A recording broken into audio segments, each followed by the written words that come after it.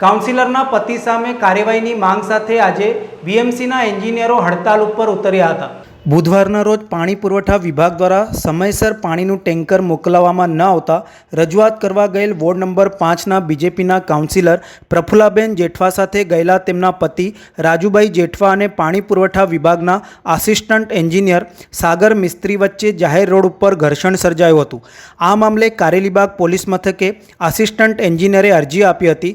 સામા પક્ષે પ્રફુલ્લાબેન જેઠવા દ્વારા પણ પોતાનો પક્ષ રજૂ કર્યો હતો।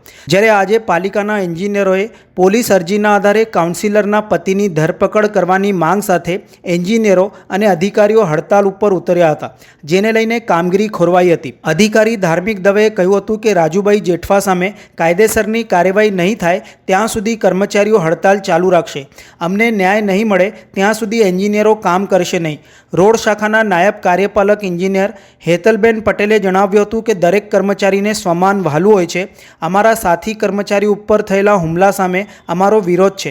અમે હડતાલ પર છીએ, પણ ઇમરજન્સી સેવા ચાલુ છે। અમને સુરક્ષા મળવી જોઈએ જેથી ભવિષ્યમાં આવી ઘટનાઓનું પુનરાવર્તન થાય નહીં। એટલે આવશ્યક સેવા સિવાય અમે જે જાહેરાત કરી હતી, આવશ્યક સેવા સિવાયની જે કામગીરીઓ છે એ બંધ રહેશે અને આજે પણ અંશતઃ અમારી બધી ઓફિસો તો બંધ છે અને સાંજે 4-4.5 કલાકે અમે બધા કર્મચારીઓ ભેગા મળી અને માનનીય મેયર સાહેબને, ડેપ્યુટી મેયર સાહેબને, ચેરમેન સાહેબને મળવા જવાના અને રજૂઆત કરવા જવાના કે ભાઈ અમારી જે માગણી છે એનું અનુસંધાને શું એમને આજ શું પગલાં લીધા છે અને આ શું કાર્યવાહી કરી છે। અન્યથા અમારી જે હડતાલ છે આગળના દિવસોમાંથી ઉગ્ર થશે અને એમાં અમે અડગ છીએ। જી, અત્યારે કમિશનર સાથે બેઠક થઈ, એમાં શું? ના, સાહેબ જોડે કોઈ બેઠક નથી થઈ હમણાં અંદર?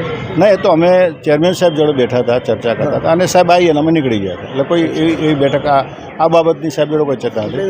શું છે તમારી માંગ? એ જ કે એફઆરઆઈ કરવામાં આવે અને એના માટે સચોટ એક કોઈ નીતિ નક્કી કરવામાં આવે, પાર્ટી કે પક્ષ લેવલે કે સરકાર લેવલે, કે ભાઈ આવી રીતના જે બનાવો કર્મચારી પર હુમલાના બને છે એમાં કોઈ નીતિ નક્કી થાય કે જેના પર પગલાં ભરવામાં આવે, કે સરકારી કામને અડચણથી માંડીને એવી કોઈ કલમો લગાવવામાં આવે કે જેથી અમારા તમામ કર્મચારીઓ સલામતી અને શાંતિથી સરળ રીતે કામ કરી શકે।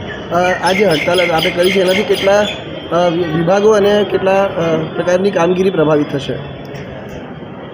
હાલ પૂરતા તો આવશ્યક સેવા સિવાય બધી કામગીરી બંધ છે, પરંતુ આવનાર દિવસોમાં જો અમારી જે માગણી છે એનું અનુસંધાને જો માનનીય મેયર સાહેબ કે સત્તાધીશ તરફથી કોઈ પગલાં ભરવામાં નહીં આવે તો ચોક્કસ તમામ વિભાગ અમે બંધ કરીશું અને એની પ્રભાવ અને એની અસર થશે।